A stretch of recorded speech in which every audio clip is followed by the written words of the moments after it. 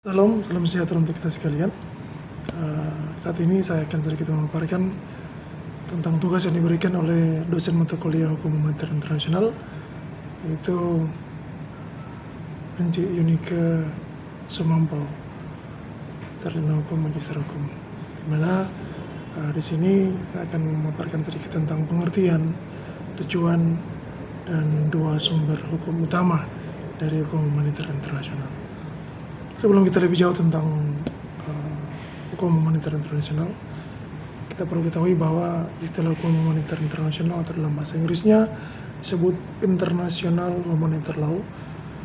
Pada awalnya dikenal sebagai hukum perang atau law of war, yang kemudian berkembang menjadi hukum sengketa bersenjata atau law of armed conflict, dan pada akhirnya dikenal dengan istilah hukum moneter.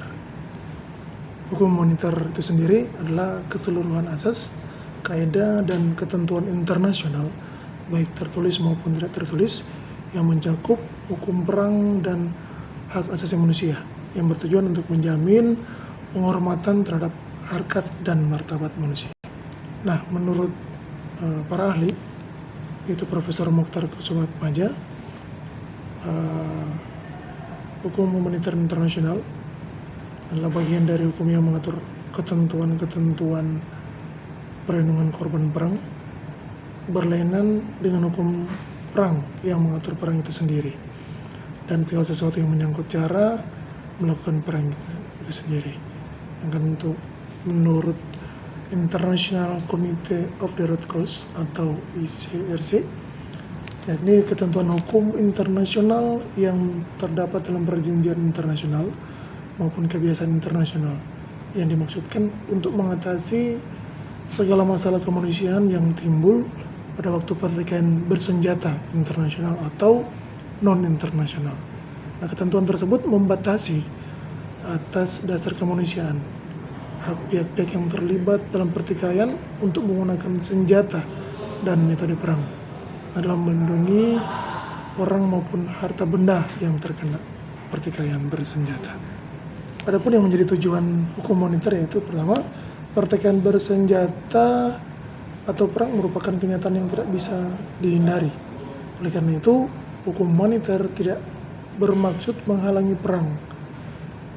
Hukum moneter bertujuan untuk mengatur agar suatu perang dapat dilakukan dengan memperhatikan prinsip-prinsip kemanusiaan. Yakni memberikan perlindungan terhadap kombatan maupun musuh sipil dari penderitaan yang tidak perlu. Selanjutnya, menjamin hak asasi manusia yang sangat fundamental bagi mereka yang jatuh ke tangan musuh. Di sini kombatan yang jatuh ke tangan musuh berhak diperlakukan sebagai tawanan perang secara manusiawi. Selanjutnya, mencegah dilakukannya perang secara kejam tanpa mengenal batas. Dalam hukum moneter internasional dikenal dengan 4 prinsip, yaitu prinsip kepentingan, militer atau military necessity, kemudian ada prinsip kemanusiaan atau humanity, ketiga ada prinsip kesatriaan atau chivalry, dan yang keempat prinsip pembedaan atau distinction.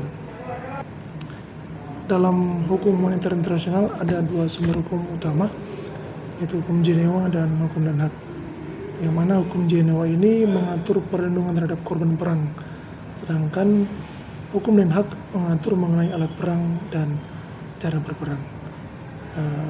Demikian tugas yang diberikan oleh dosen mata kuliah telah dikerjakan, dan selebihnya diucapkan terima kasih.